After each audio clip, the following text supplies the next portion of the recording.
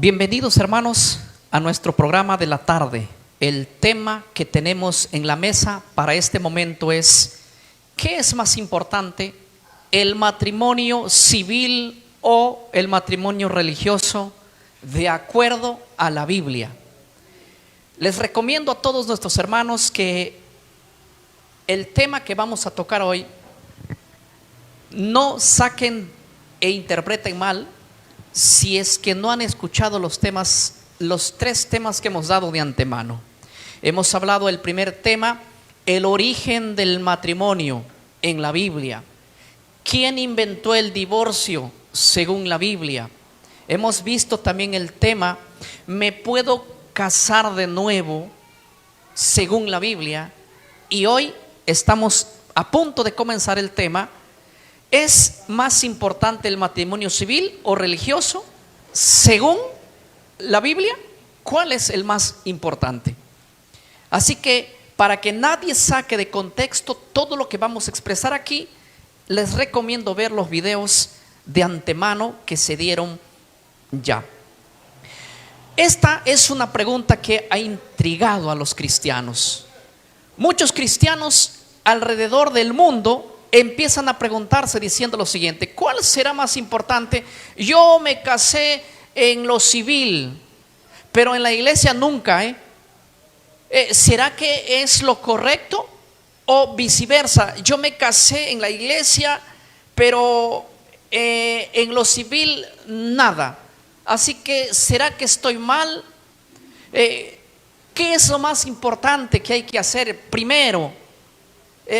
¿Cuál es el matrimonio que legítimamente hace que que deje de ser un fornicario? ¿Si el civil o el religioso? Para esto yo quisiera que encontremos algo sólido, y para eso vamos a hacer un análisis exhaustivo de la Biblia. Vamos a usar lo que los teólogos lo llaman la teología sistemática, o sea, vamos a ir desde la raíz hasta el tiempo actual. Primeramente, acompáñenme al libro de Mateo, el capítulo 19 del libro de Mateo. Las palabras del rabino más grande de la época, llamado Jesucristo, del Hijo de Dios, del Dios hecho carne. Dice así Mateo capítulo 19, el verso es el verso 4 al verso 6. Lo voy a leer. Él respondió, les dijo Jesús: ¿no habéis leído que el que los hizo al principio, varón y hembra los hizo? Y dijo: por esto el hombre dejará a su padre y a su madre, se unirá a su mujer, los dos serán una sola carne. Así que no son ya más dos, sino una sola carne. Por tanto, lo que Dios juntó, no lo separe. ¿Quién? El hombre.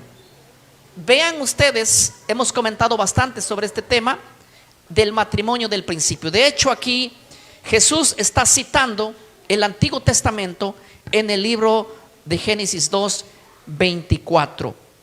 Primero, yo quiero decirles que nos vayamos al matrimonio del principio, al matrimonio en Génesis, que fue originado antes del pecado. No existía allí, por lo menos, un registro civil, porque la humanidad recién estaba comenzando, ¿verdad? No había unas oficinas. Adán y Eva no firmaron un documento en un papel. De hecho, la escritura todavía no se había inventado.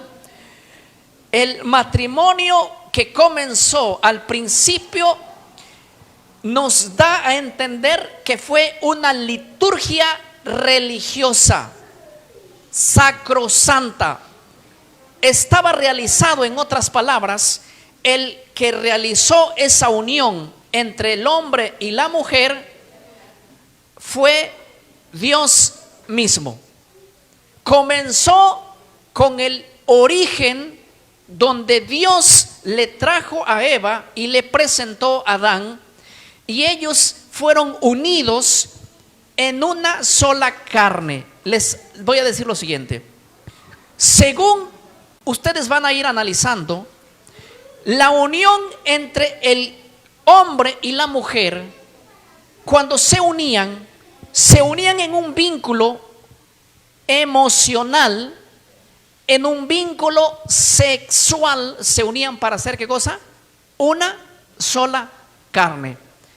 Cuando el hombre se llegaba a la mujer, se unían a través de ese contacto tanto emocional como físico, se convertían, ¿qué cosa?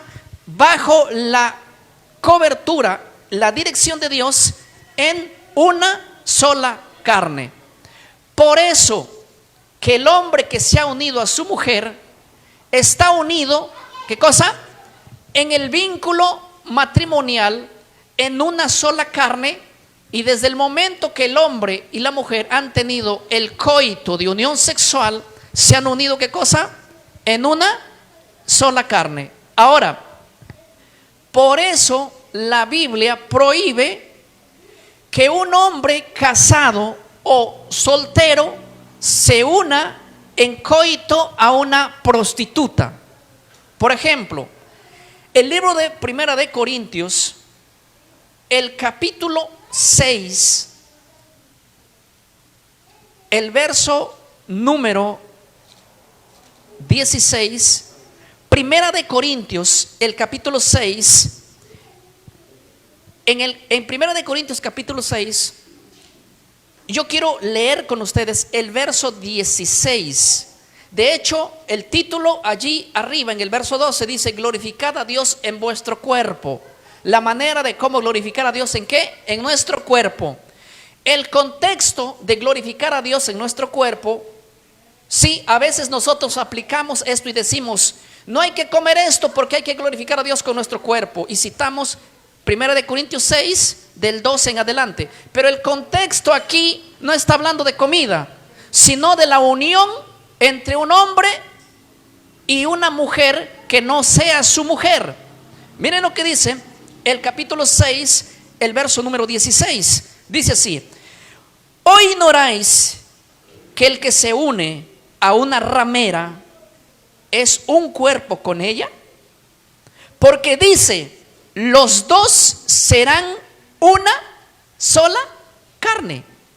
¿Qué cosa está diciendo la Biblia? Cuando un hombre que está unido en una sola carne con su mujer, ¿qué cosa? Se une a una mujer, a una prostituta o a cualquier otra mujer que no sea su esposa, se está uniendo para hacer una sola carne. Y esa unión de una sola carne solo debe ser posible con su mujer. ¿Estamos claros? Entonces, desde el momento que un hombre se llega a una mujer y se une en una sola carne, es su mujer. En el plan original de Dios era así, y así está establecido. Así estaba establecido. Ahora, no quisiera que me saquen las palabras de contexto, pero Dios aquí está diciendo que ningún hombre se debe unir a una ramera. ¿Por qué es la prohibición así? No porque no sea una mujer, sino porque cualquiera que se une a una ramera le va a decir, después de terminar el acto sexual, ¿qué le va a decir? Vamos para mi casa a vivir porque eres mi mujer, porque ya nos unimos en una sola carne. ¿Se lo va a decir? No. ¿Qué le va a decir? Toma, chao, nos vemos. Es que tú no puedes unirte en una sola carne y después, ¿qué cosa? Goodbye. ¿Me explico? Por eso, dentro de la Biblia, la fornicación no era que te unas a una mujer y la abandones.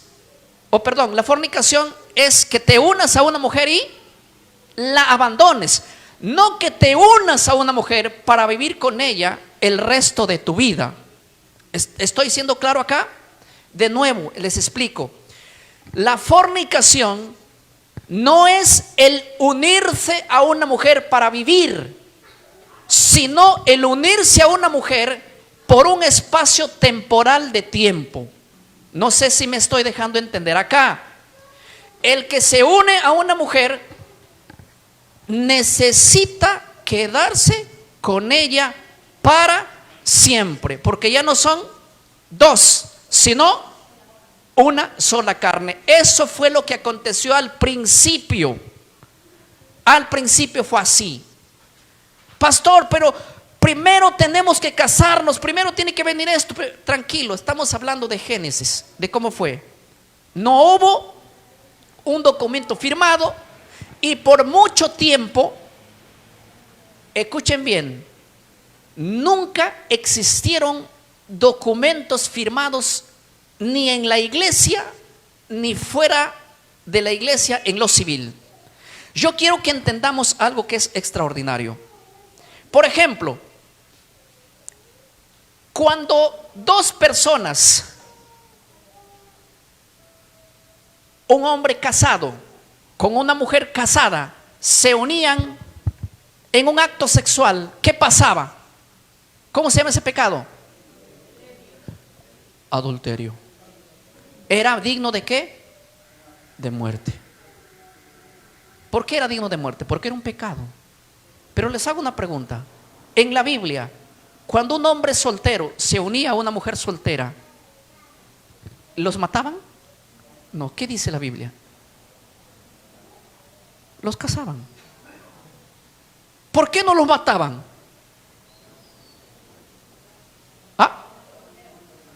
La Biblia dice que cuando una mujer que había sido pedida, ¿cómo así pedida? La familia habían dicho, tú vas a hacer, y habían arreglado entre familia, y ella estaba comprometida a casarse con alguien. Y si esa mujer era en la ciudad por otro hombre, engañada o seducida hasta el punto de forzarla en la ciudad, esa mujer debía de gritar, porque ya era ¿qué? Ya estaba comprometida que se va a casar con alguien, que va a ser su esposa de alguien. Ella tenía que gritar fuerte, ¿sí? Para que la auxilien. Así que cuando ella gritaba fuerte, lo auxiliaban. ¿Saben a quién lo mataban? Al joven. ¿Saben por qué lo mataban a él? Porque esa mujer al gritar debía decirle a él que ella ya está comprometida. Sí, pero si ella estaba en el campo y ella gritaba, sí, no había quien lo auxilia, ¿verdad?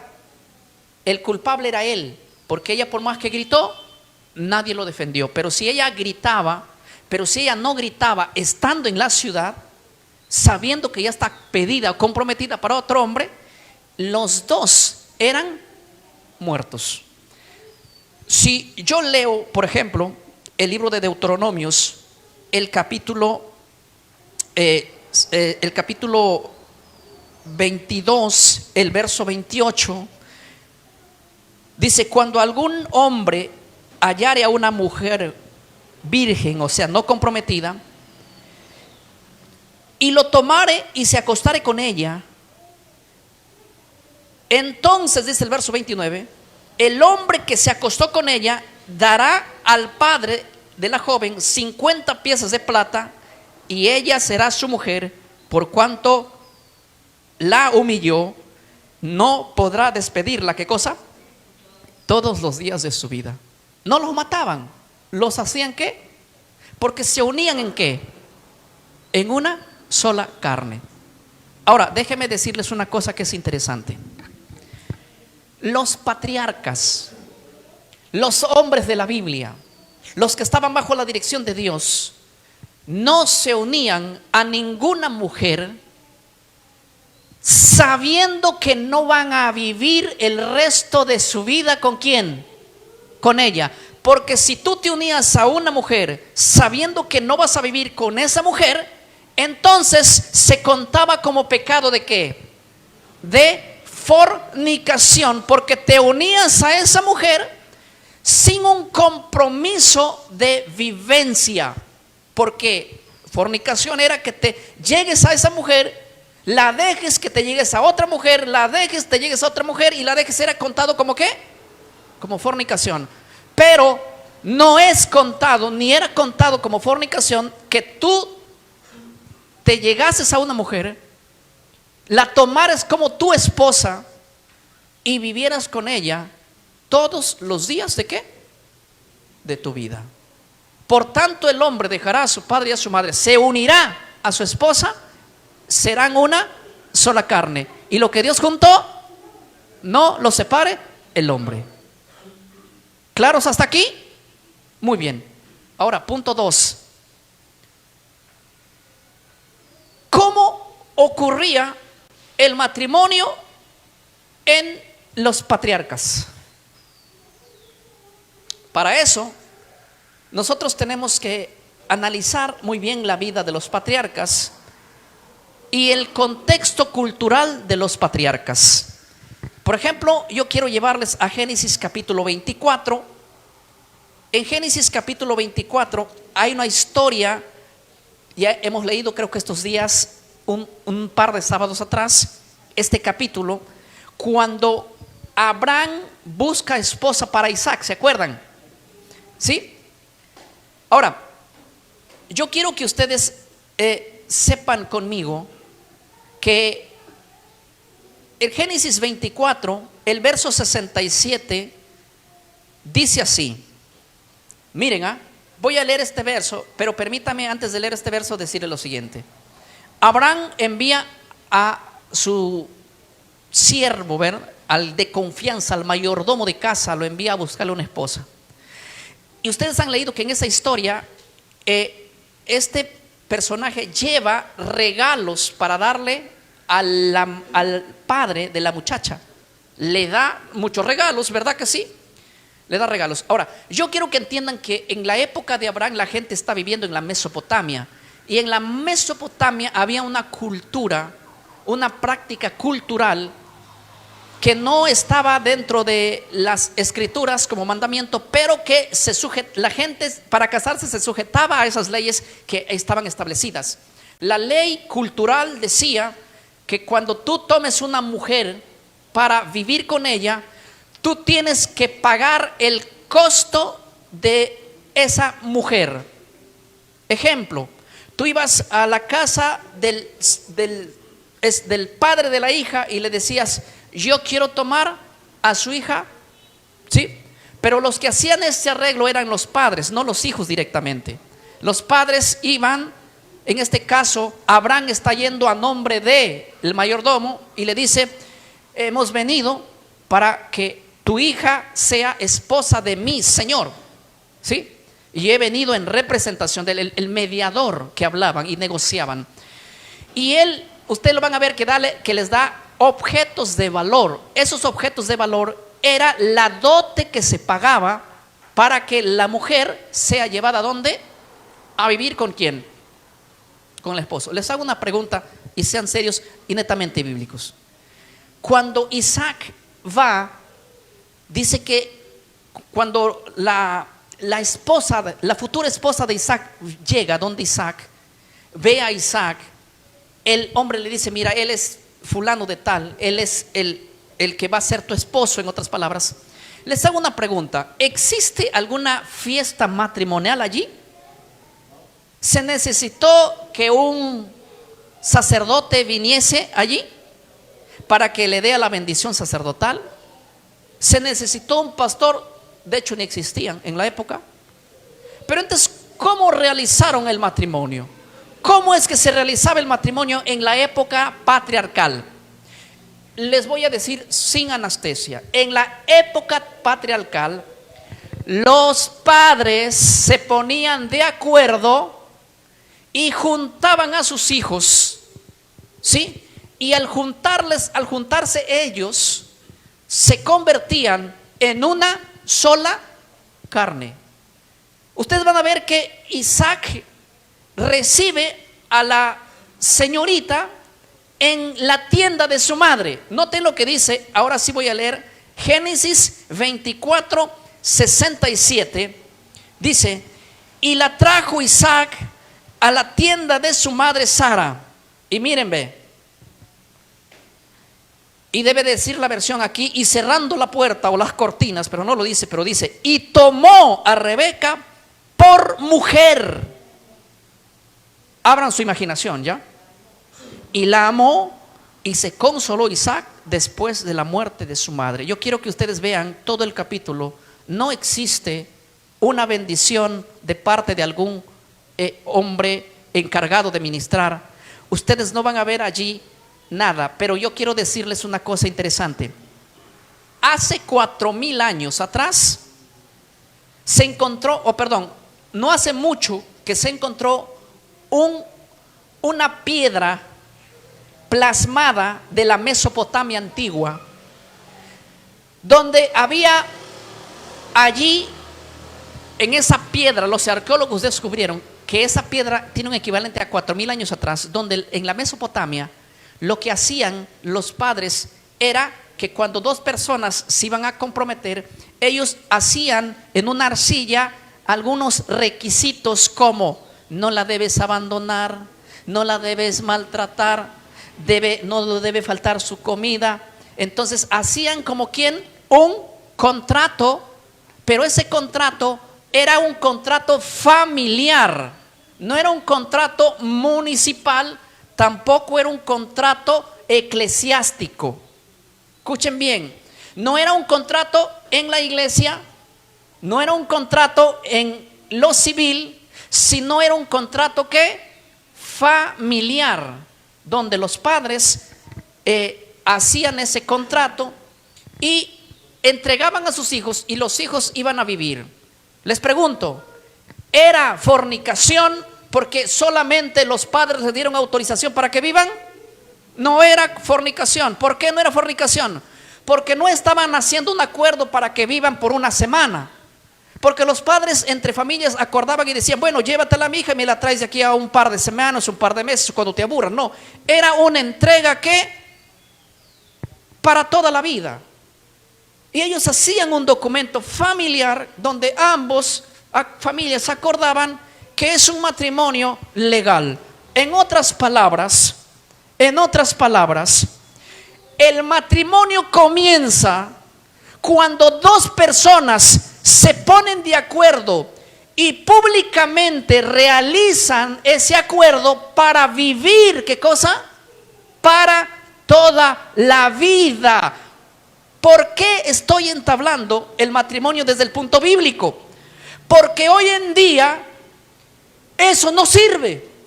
Si es que nosotros queremos llevar a eso, ¿qué va a decir la iglesia? ¿Cómo es posible que entre familias se acuerden y hagan una entrega matrimonial? No, mientras no firmen un documento en la municipalidad, mientras el pastor no los bendiga, ellos están en fornicación. Nunca ha existido esa mentalidad. Y yo les voy a decir cuándo inició eso y desde cuándo estamos sometidos a eso. Pero al principio, en toda la época patriarcal, existió, ¿qué les digo? Esto. Ahora, inclusive a veces las familias tenían un contrato de que fulano va a ser el esposo de mi hija o de mi hijo. Ambos ya, las familias se ponían así, ¿sí? Y escuchen bien. Y el día de la entrega hacían una fiesta que se la pueda llamar una fiesta matrimonial, unas bodas, podríamos llamarlo así. Por ejemplo, es el caso del libro de Génesis, el capítulo 29. El verso es el verso 21. Génesis 29, 21 dice así. Lo voy a leer. Génesis 29, 21. Entonces dijo Jacob a Labán, después de trabajar como un burro por 7 años, ¿qué cosa le dijo? Dame mi mujer, porque mi tiempo se ha cumplido para unirme a ella. Paro aquí un momento. ¿Por qué había trabajado 7 años Jacob? Porque en la antigua Mesopotamia las mujeres no salían gratis de su casa. Tenían que pagar un dote. Mira, mi hija cocina, plancha, lava, hace todo. ahora si tú te la llevas, ¿quién va a cubrir ese gasto? Pues entonces mi hija vale tanto. Te la llevas, pero tanto es el costo. Entonces Jacob había ido huyendo de su casa, no tenía dinero y quería casarse con Raquel, tal punto que el padre le dijo lo que era normal. Bueno, pero entonces no tengo cómo pagarte, pero puedo ser tu trabajador. Y multiplicaron todo lo que Raquel valía y equivalía a 7 años de trabajo, un costo no tan bajo ni tan alto, un costo considerable. Así que Jacob trabaja para su suegro 7 años, y al final de los 7 años, ¿qué le dice? ¿Qué le dice? Dame mi esposa por la que trabajé. Ahora nota, dice así. Entonces dice el verso 22, Labán juntó a todos los varones de aquel lugar e hizo un banquete. Ahora, Labán está en una cultura donde se hacía eso. Se juntaba a la comunidad, a la gente, a los vecinos, y hacían ¿qué cosa? Mucha comida. Y esa noche, escuchen bien, no traían un sacerdote, no traían un agente municipal. Los contratos eran entre ellos, familiares. ¿Sí? Y esa noche se la mandó a dormir a la ¿quién? Porque ya pagó el dote. Ahora se la mandó a dormir. Supuestamente Jacob estaba durmiendo con Raquel, pero a la mañana se dio cuenta que estaba con la hermana, ¿verdad? Sí, pero el punto no es ese. El punto es que los matrimonios eran de esa manera en esa época. Y oiga bien lo que voy a decir, eran matrimonios válidos. Eran matrimonios válidos. ¿Por qué eran matrimonios válidos? Porque una cosa de por medio era clara, de que cuando un hombre se unía a esa mujer, no se iba a acostar por una noche, sino la desposaba y la tomaba como esposa. ¿Qué cosa? Todos los días de su vida. ¿Qué es la fornicación? Es, como le llaman aquí en Perú, es el encuentro de vacilón. Y hoy las canciones dicen, si no me acuerdo, no pasó. Mentira. ¿Sí? Si se unen a alguien con la mentalidad de un vacilón, esa es fornicación y está prohibido en la Biblia. En la Biblia no está prohibido que tomes a una mujer para casar, para quedarte con ella todos los días de tu vida. Eso no es una fornicación. Fornicación, ¿qué cosa es? Tomarla por un par de semanas. Ahora, yo sí quiero decirles que vamos hoy a romper muchos mitos, ¿sí? Porque a veces la gente piensa que fornicación es no que dos personas vivan juntos para toda la vida. Que no, la gente piensa hoy en día, la iglesia piensa hoy en día que fornicación es no que dos personas se hayan ido a vivir juntos con el consentimiento de la familia y de ambos. Para nosotros eso es fornicación. Para la Biblia eso no es fornicación. Para nosotros, mientras no vengan a la iglesia y el pastor les bendiga, siguen siendo ¿qué? Fornicarios. Para nosotros fornicación es que mientras no hayan ido a firmar un documento municipal, ellos siguen siendo fornicarios, aunque estén determinados para vivir para toda la vida. Nosotros los juzgamos como fornicarios, y eso es una cosa incorrecta, y les voy a decir las razones. Porque si para ir a vivir juntos necesitas que un pastor te bendiga, un ministro te bendiga, en la época del pueblo de Israel y en la época de los patriarcas, ninguno recibió una bendición de un ministro. Es más, los sacerdotes no ministraban matrimonios. Dios instauró a la tribu de Leví, ¿verdad? La tribu de Leví era encargada de ¿qué? Del ministerio del templo. Pero cuando tú te casabas no decías, ay, necesito que un sacerdote venga para que ministre nuestra boda. No, las bodas eran de acuerdo al acuerdo familiar que tenían, y las familias se ponían de acuerdo. Era el caso, por eso es que el mandamiento de Dios en el tiempo de la ley, estoy ya avanzando de los patriarcas a la ley, hay un texto en el libro de Deuteronomios capítulo 7, el verso 3, Dios le ordena a Israel, porque el matrimonio estaba en la responsabilidad de los padres, en la responsabilidad de las familias, no en la responsabilidad de lo civil, ni tampoco en la responsabilidad de la iglesia, de lo eclesiástico, no.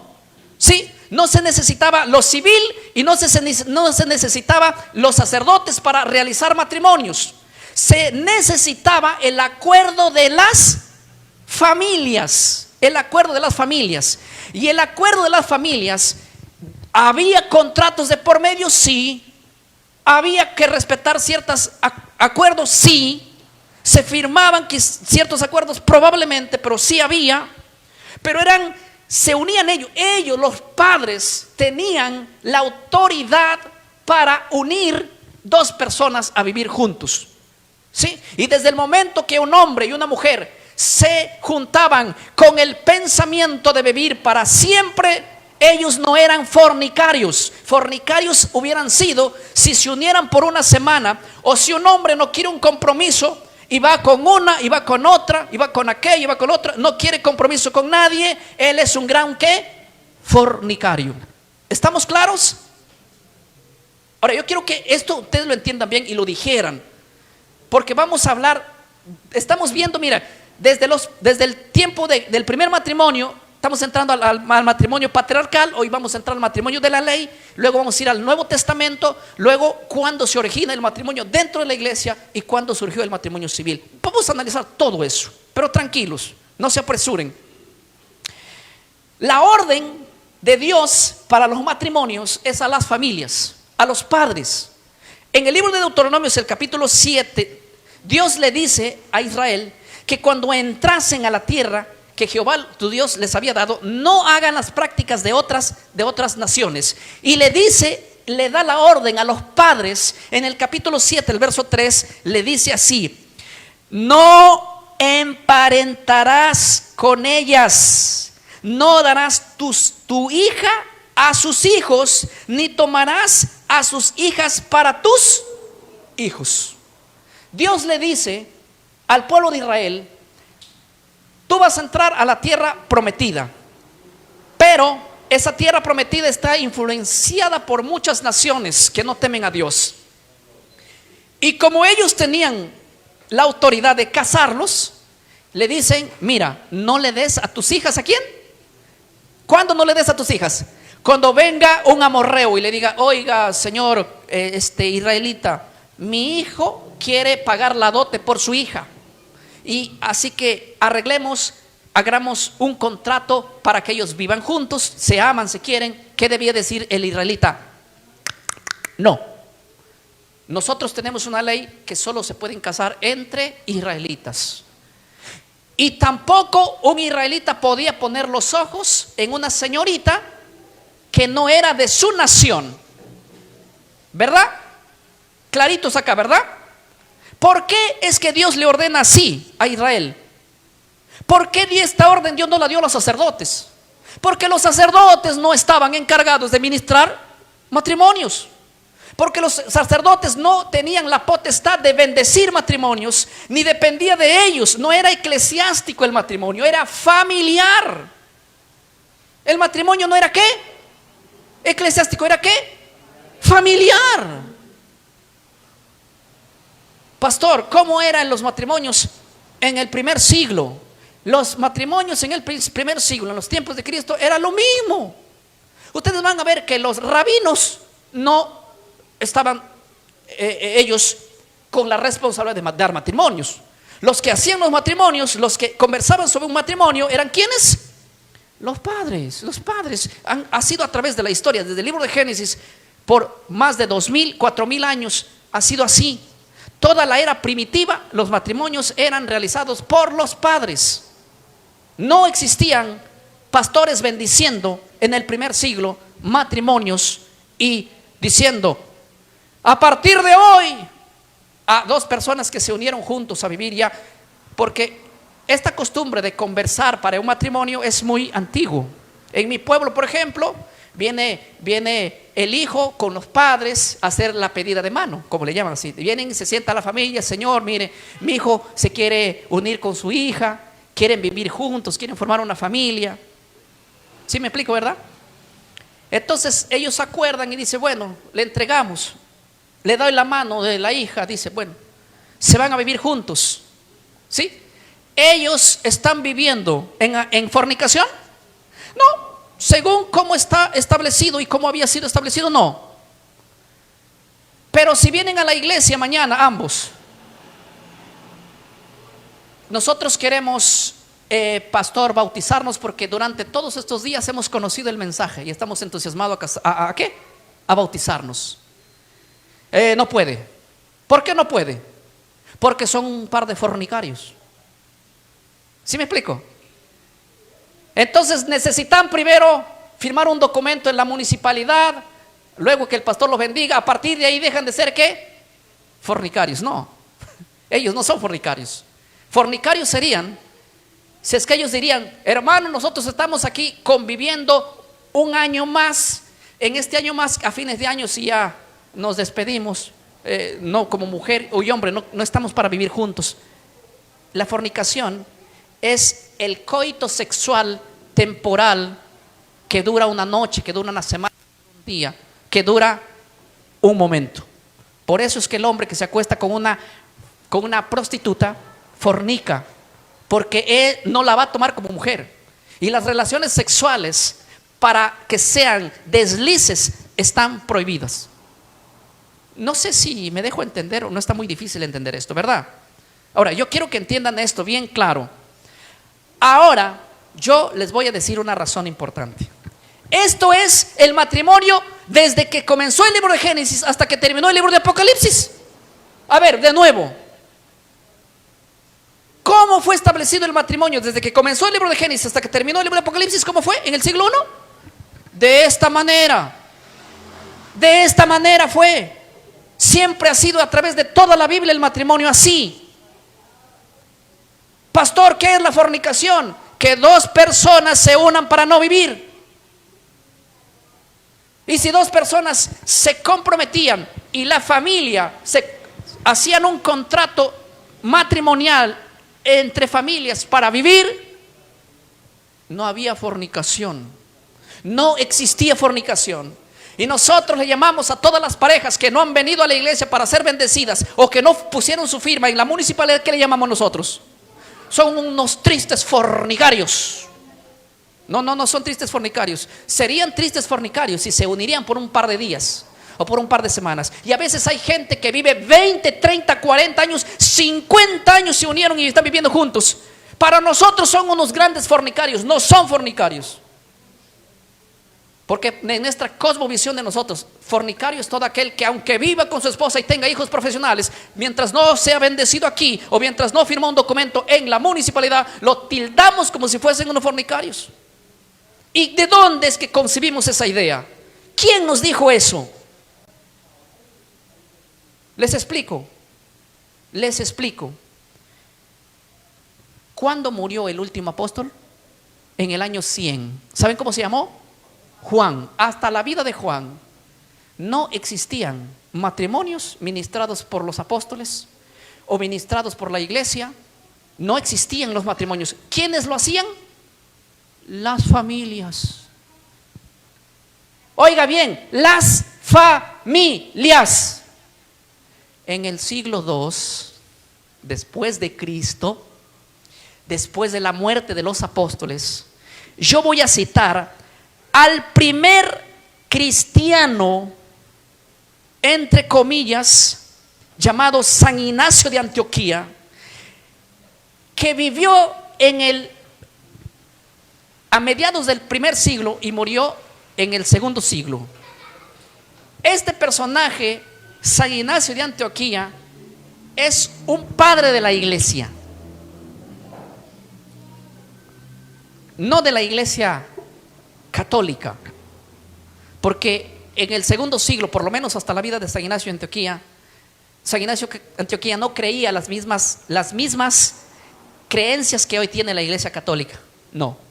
aunque muchos católicos dicen que San Ignacio de Antioquía era católico. No, él se refirió a la iglesia universal católica como hablando como la universalidad, no específicamente de la denominación. Mire, en la carta a Policarpo, él dice esto, San Ignacio de Antioquía, ponga atención, dice San Ignacio de Antioquía,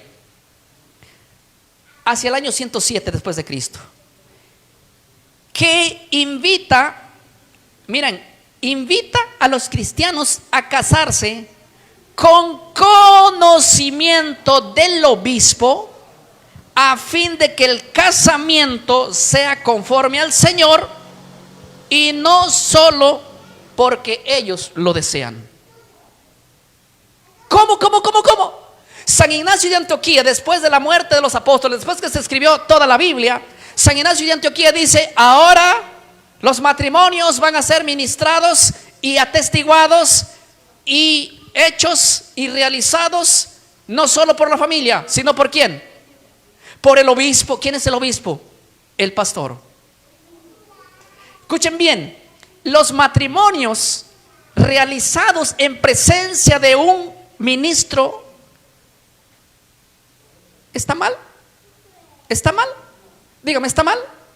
No, no está mal si es que la familia, los padres acordaron que sus hijos se van a casar.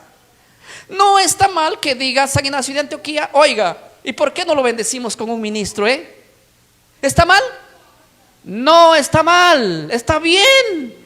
Pero escúcheme, los matrimonios con testigo, con bendición de algún clérigo, de algún ministro en la un cristiano, mejor dicho, fueron prácticas que no ocurrieron en la época de los apóstoles, sino que ocurrieron después de la muerte de ellos. Y esa práctica comenzó desde ahí en adelante. Oigan, miren, para el año 160, o sea, para finales en la mitad del segundo siglo y el tercer siglo, vivió un personaje llamado Tertuliano, padre de la iglesia. Tertuliano dice, en el 160 al 220, o sea, entre el segundo y el tercer siglo, comenta, dice: la ventaja de casarse en el Señor, él habla ya de dentro de cierto lugar. ¿Cómo podemos ser capaces de ensalzar la felicidad tan grande que tiene un matrimonio así? Un matrimonio que une la iglesia, que la ablación confirma, que la bendición marca, que los ángeles anuncian, que el Padre ratifica. ¿Qué es lo que está diciendo aquí Tertuliano? Tertuliano está diciendo: si es grande felicidad del matrimonio, tiene que ser hecha en un lugar específico como la iglesia, con los santos, con los ministros, para que vean y atestiguen esto. Les hago otra pregunta: ¿está mal eso? ¿Está mal? No. ¿Qué está mal entonces, pastor? Lo que está mal es que digamos que mientras no está el ministro, ellos están fornicando, aunque se hayan hundido por acuerdo familiar. No sé si me dejo entender. Voy a ponchar la cámara de allá. ¿Qué está mal? ¿Está mal que un ministro realice un matrimonio cuando acordaron los padres, las familias y los novios vivir juntos para toda la vida? No. ¿Qué está mal? Está mal que sin la presencia de un ministro le digamos a las familias: epa, ustedes siguen en fornicación. ¿Por qué? Porque la pedida de mano no sirve. La pedida de mano y el acuerdo familiar que ustedes tuvieron y se unieron entre familias no vale. Vale solo cuando venga el ministro. Si es así la cosa, entonces todos los hombres, desde el Génesis hasta el tiempo de la muerte de Juan, fueron unos tristes fornicarios durante toda su vida, porque no hubo un ministro allí ministrando, valga la redundancia, el matrimonio de ellos. ¿Así o más claro? Y el que tiene que decir lo contrario nos tiene que mostrar evidencias bíblicas de que los matrimonios hayan sido realizados por sacerdotes, por ministros, por rabinos. Sí, y no por otra cosa. Y que fornicación es, no, fornicación es que solamente la familia se acuerden. De hecho, Sansón, cuando quería una mujer, ¿con quién habló? Se fue a decir al sacerdote, mire que me gustaría que usted me case con... ¿A quién fue?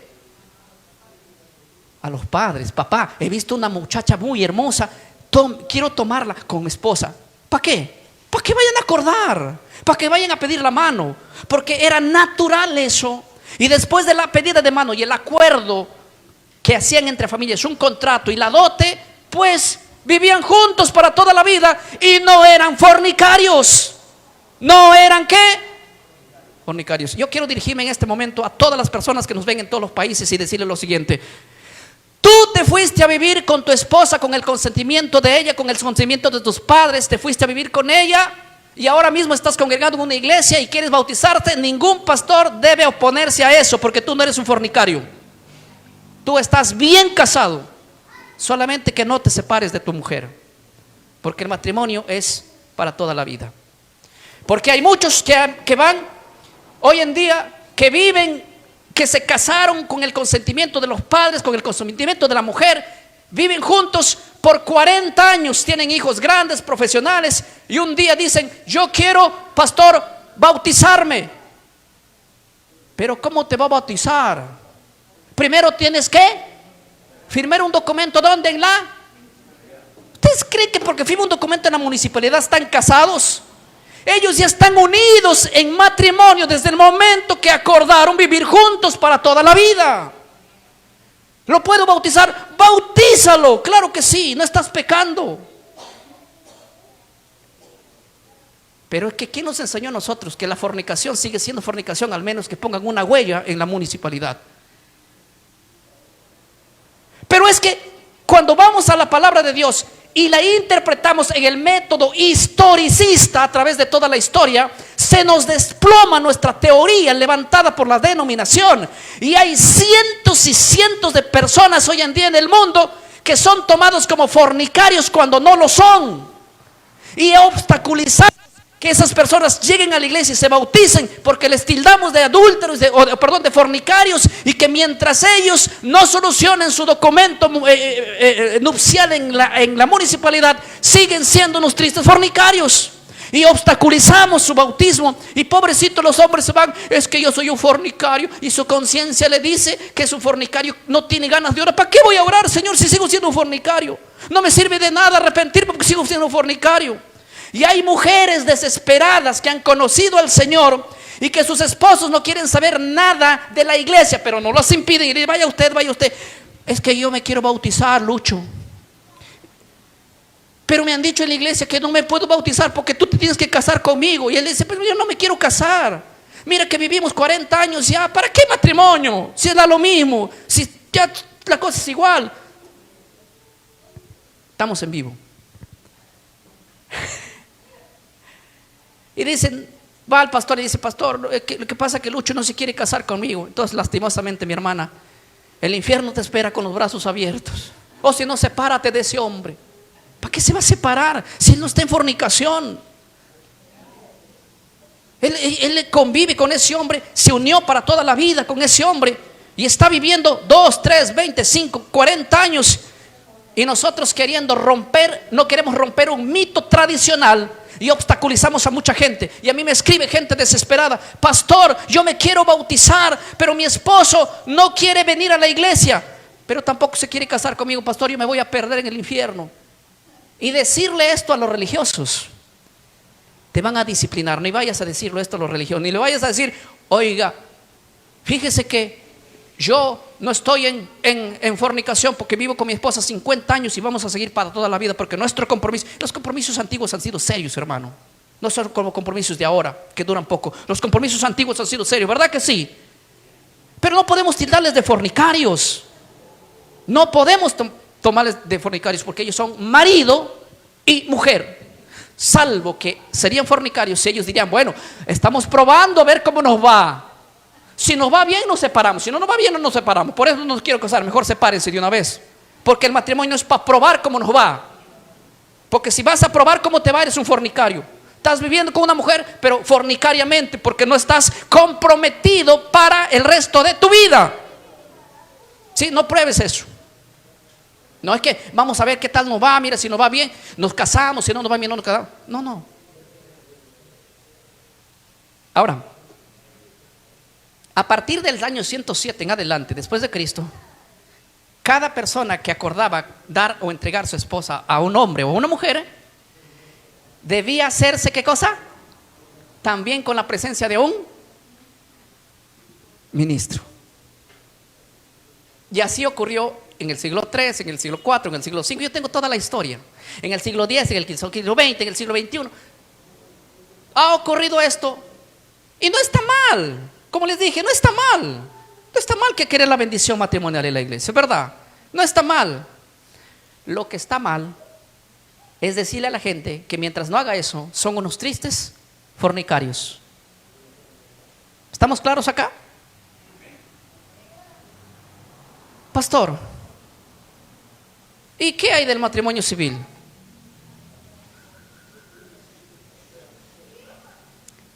El primer matrimonio civil ocurrió en el año de 1875. Apúntenlo esa fecha, hermano, para que cualquiera que te pregunta, tú le digas, escuchen bien, ¿qué siglo es 1875? Siglo XIX.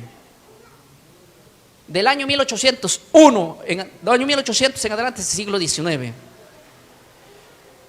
En el siglo XIX, la ley, escuchen bien, la ley civil dio una ley para salvaguardar la familia, para tener un control sobre la familia, diciendo que todas las personas que acuerdan entre familias se unen para vivir juntos, ¿qué cosa? Firmen también un documento que quede registrado, ¿dónde? En la municipalidad. Un contrato legal, ¿sí? ¿Está mal eso? ¿Está mal? No, no está mal. ¿Cómo va a estar mal si dos familias se quieren unir juntos a vivir para toda la vida? Que quieran también firmar un documento en la municipalidad de un acuerdo que también quieren estar bien con el Estado. No está mal. ¿En dónde está mal? Está mal cuando a las familias le decimos que mientras no tengan ese documento son unos tristes fornicarios. Eso está mal. ¿Estamos de acuerdo? Porque si firmar un documento en la municipalidad te da el matrimonio, todos los hombres que vivieron antes del siglo XIX son unos tristes fornicarios, porque ellos nunca fueron a firmar un documento municipal, aunque sí firmaron documentos familiares. No hubo matrimonio civil. Pero lo más triste de ahora, de nuestros días, es que a mí me llaman, no una persona, muchas personas, y me dicen: pastor, en mi iglesia, mientras yo no firme un documento municipal, no estoy, ¿qué? Casado. Sí, no estás casado en la municipalidad, pero si tú tuviste un acuerdo nupcial para vivir para toda la vida, estás casado y has dejado de ser, ¿qué? Un fornicario. No sé si esto está claro, pero déjenme decirles algo que es interesante. Es más triste aún cuando dos personas que viven 50 años, 20 años, 30 años y su mentalidad de ellos es un matrimonio para toda la vida, vengan a la iglesia y le digamos: no te podemos bautizar, no te podemos dar la cena del Señor, no puedes dirigir aquí, porque recuerda que tú todavía no te has ido a la municipalidad a firmar un documento, o porque el pastor no te dio, ¿qué? La bendición. Pero yo ya vivo 50 años con mi mujer y 50 años de fornicación que viví. ¿Cuál es el problema? Ese es el problemón. Y es un problemón que están pasando muchísimas iglesias. Muchas. Dentro de la iglesia evangélica, yo puedo atestiguar porque soy evangélico y sé qué pasa dentro de la iglesia evangélica. Muchos de mis consiervos, amigos, pastores, mientras no hayan firmado un documento en la municipalidad ellos siguen siendo fornicarios. Pero es que el único matrimonio, pero el único documento que atestigua que estoy casado es el matrimonio civil. Sí, es el único documento que atestigua que estás casado en lo civil, cierto. Pero no es ese documento el que te quita la fornicación. Lo que te quita la fornicación es que tú, siendo un hombre o una mujer, te hayas ido a vivir con un hombre para toda la vida, bajo el acuerdo familiar. Desde ese momento tú no eres ningún fornicario. Pastor, entonces ¿me puedo bautizar? Claro. Aunque no haya firmado en la municipalidad, claro que sí. Pastor, yo me uní a mi familia, hace 30 años atrás, me uní con mi esposo, pero no tengo ninguna bendición. Me gustaría tener en la iglesia una bendición. Claro, podemos orar por tu matrimonio, claro que sí. Pero no está en la obligación de que si mientras no hacemos eso, no te podemos bautizar. Sí lo puedes hacer. Pastor, pero entonces mira, yo no tengo matrimonio civil. ¿Tú qué me aconsejas? Cásate también civil, pero eso no te quita la fornicación. Eso simplemente es para salvaguardar tu matrimonio terrenal. Algo legal, nada más. Simple. Y hoy día muchos hermanos que están escuchando este mensaje, va a ser una bendición para ellos. La pesadilla va a caer para los religiosos, que a partir de hoy van a decir: este pastor está promoviendo la fornicación. Pero lo que no van a poder hacer es demostrarme que el papel firmado recién te hace un ex fornicario. Eso es imposible. ¿Por qué razón? Porque si firmar un documento te hace ser verdaderamente un casado, si firmar un documento en la municipalidad te hace ser un casado, todos los que vivieron desde antes del año 1875 son fornicarios. Porque ninguno de ellos firmó un documento municipal. Y ya existían, ¿qué cosa? Las municipalidades. Ya existían las leyes regularizadas de los hombres, que han sido muy antiguas. Siglo XVI, siglo XIV, siglo XIII ya existían todo eso. Pero lo que no había una ley que el gobierno eche mano de los matrimonios. Eso hasta el siglo XIX. Por ejemplo, el primer matrimonio civil en Perú ocurrió en el año 1897. Eso quiere decir que en Perú hasta 1897 nadie firmaba un documento en la municipalidad. Entonces quiero decir que los que vivieron antes del año 1897 eran fornicarios solo porque no firmaron un documento. Para muchos que defienden que si tú no firmas un documento en la municipalidad eres un fornicario, para ellos sí, todos los que vivieron antes de 1897 son fornicarios. Si Isaac viniera hoy y quisiera predicar un tema acá o en cualquiera de nuestras iglesias, le diríamos: oiga, usted no se casó, vaya y case. Le mandaríamos a Isaac al registro civil. Sí, es que es cierto, porque Isaac no tuvo el bautismo de inmersión, porque vivió en una época donde no dio esa orden el Señor. Entonces Isaac dice: yo me quiero bautizar. No podemos bautizarte, Isaac, porque usted se casó. Cuando lo trajeron a la novia, dice la Biblia que tú la metiste a la tienda de tu madre, y ahí durmieron toda la noche. Así que tú eres un triste fornicario. Por ejemplo, si nosotros vemos en Argentina, el primer matrimonio civil fue en el año 1867. En Chile en el año 1884. O sea, todos los matrimonios civiles aparecieron después del siglo XIX, en pleno siglo XIX.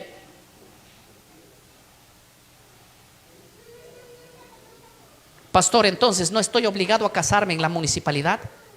Sí, cásate. Te invito a que te cases para salvaguardar la familia. Pero no te voy a decir que después que te cases recién dejas de ser fornicario, no. Si tú ya vives por años con tu mujer y has tomado para toda la vida, con el acuerdo bajo la dirección de la familia, o a lo mejor se reunieron y hicieron algo nupcial, tú ya eres marido y mujer y no eres ningún fornicario. ¿Estoy siendo claro en esto?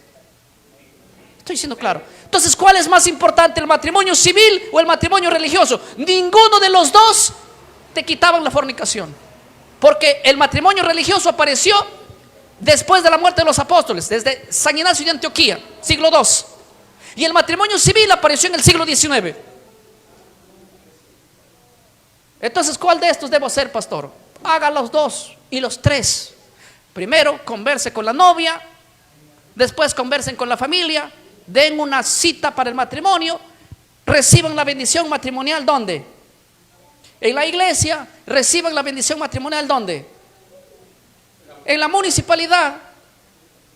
Pero lo que les estoy diciendo no es que porque firmaste en la municipalidad o que porque firmaste un documento en la iglesia, eso es lo que te quita lo fornicario. No, no, no. La fornicación se quita desde el momento en que tú tomas la decisión para unirte a tu mujer y nunca más acostarte con otra mujer o con otro hombre. Porque si te unes a otra persona en forma de vacilón, te estás uniendo a otra persona y te estás haciendo uno con ella, de tal manera que eso está prohibido en la Biblia. Si te uniste a un hombre o a una mujer, esa es tu pareja por siempre. Eso es tu pareja por siempre, según los estándares de la Biblia. Mi consejo para todos los no casados, los que están solteros, mi consejo para todos los... ¿Qué pasa, pastor? Si... Ay, me voy a mirar el reloj primero. Ya estamos en el tiempo. Pero a quién le importa eso, ¿verdad? Si no, no voy a contestar las preguntas. ¿Qué pasa, pastor? Si hoy en día solamente me voy a hablar con su familia y solamente hablo con la familia y nos vamos a vivir juntos, somos los dos de la iglesia, tenemos cargo en la iglesia, somos dos jóvenes solteros que queremos solamente hablar con la familia y irnos a vivir juntos, ¿estaremos en fornicación? No van a estar en fornicación, pero ahí lo que van a hacer es una cosa: están violando algo, un pequeño detalle. Están violando la conciencia de la gente, porque la gente no va a permitir que ustedes se vayan a vivir juntos sin primero verlos ¿dónde? Casándose.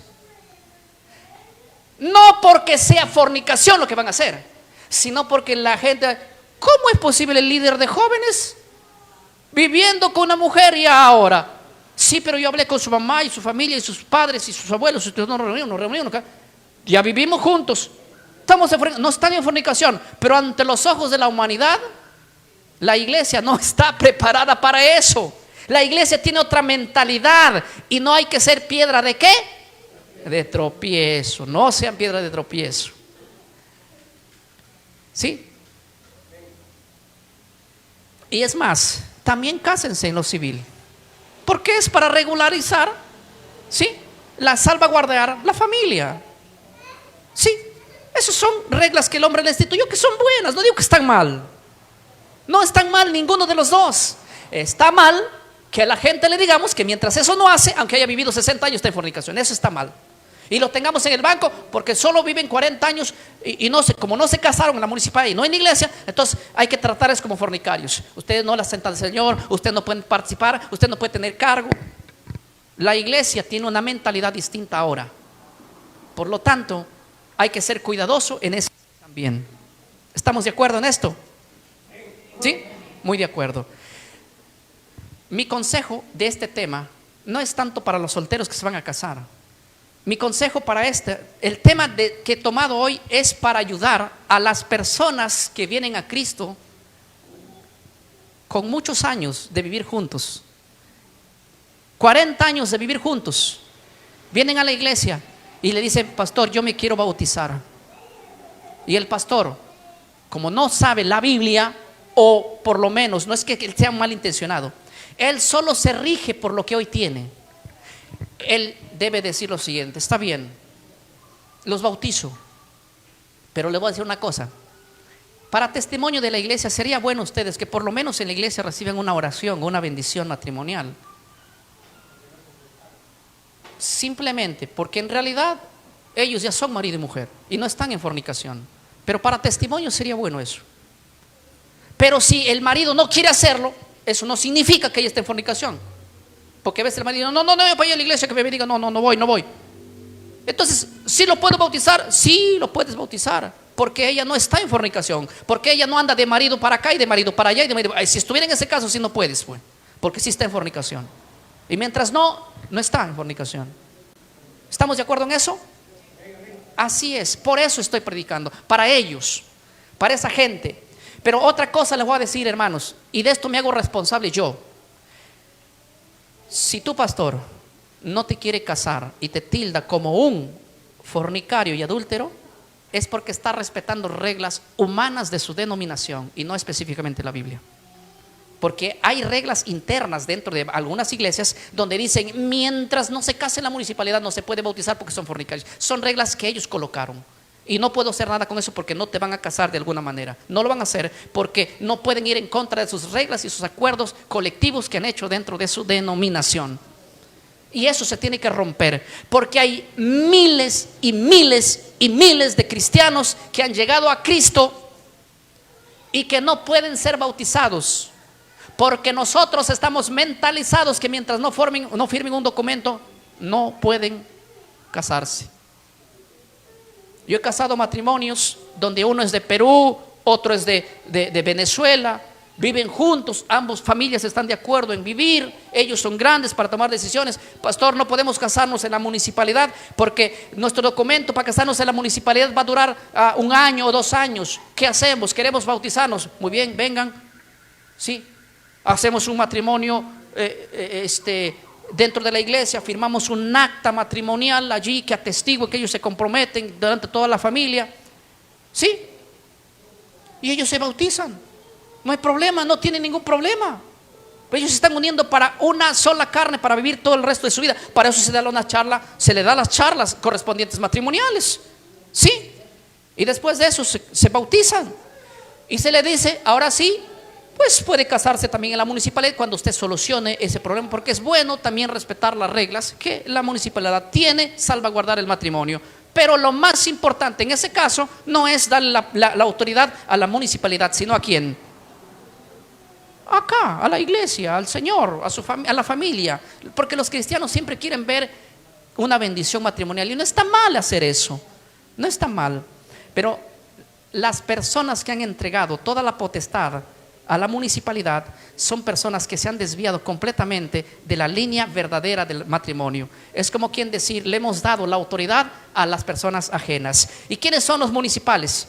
El matrimonio que nació sacrosanto en el huerto del Edén, dirigido por Dios. Y el matrimonio que ha sido ministrado por los padres, que los padres eran los pastores de su familia en esa época, los líderes eclesiásticos de cada familia, ellos dirigían el matrimonio. Hoy día nosotros le hemos dado la potestad a hombres que son incircuncisos.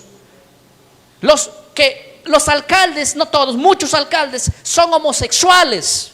Y ahí vamos, si es que el alcalde no me firma, ese homosexual no me firma, yo estoy ¿qué cosa soy qué? Soy un fornicario, ¿no? Sí, ese alcalde que te firmó a ti tu documento, también al día siguiente te puede divorciar. Y también al día siguiente puede casar a un homosexual si quiere, si la ley así lo determina. Yo me sujeto a las leyes humanas, siempre las leyes humanas estén dirigidas por Dios y no choquen con lo que es, con lo eclesiástico, con lo bíblico. Porque algunos dicen, sujetaos a las autoridades. Pues entonces, ¿por qué no aceptan el matrimonio homosexual? Si también eso lo dicen las autoridades. Nos sujetamos de acuerdo a cómo, y a cómo esté establecido en la Biblia. Porque es mejor obedecer a Dios antes que los hombres. Yo no me puedo ir a un alcalde y decirle, oiga, señor alcalde, mire, yo quiero que usted me dé la cena del Señor. El alcalde, ¿qué va a decir? Oiga, vaya usted a la iglesia, ahí te van a dar en la iglesia la cena del Señor. Porque el matrimonio, escuche, el matrimonio, la cena del Señor, el bautismo son de carácter eclesiásticos y nacieron en el corazón de Dios. ¿Sí? Y deben ser realizados así, de esa manera. Eso fue el pensamiento de los padres de la iglesia del segundo siglo. Dijeron, bueno, la iglesia debe ministrar estas cosas porque son de carácter espiritual. Los pastores ministraban matrimonios después del siglo II. Los pastores ministraban la cena del Señor. Los pastores ministraban ¿quién? Los bautismos. Pero hoy en día nosotros no le damos importancia si un matrimonio es ministrado en la iglesia mientras no firme allá. Pues le hemos dado la potestad ¿a quiénes? A los incircuncisos para que nos ministren. Si los incircuncisos nos ministran el matrimonio, que vengan y nos ministren la cena del Señor también y que nos bauticen también. Porque son de carácter eclesiástico, por lo menos así entendió la iglesia después del siglo II. Y esto es aún más interesante. Espero que nadie me saque las palabras de contexto. ¿Por qué razón? Porque hemos hecho 4 temas antes que este, y el que no vio los 4 temas antes que este, pues nos va a hacer leña.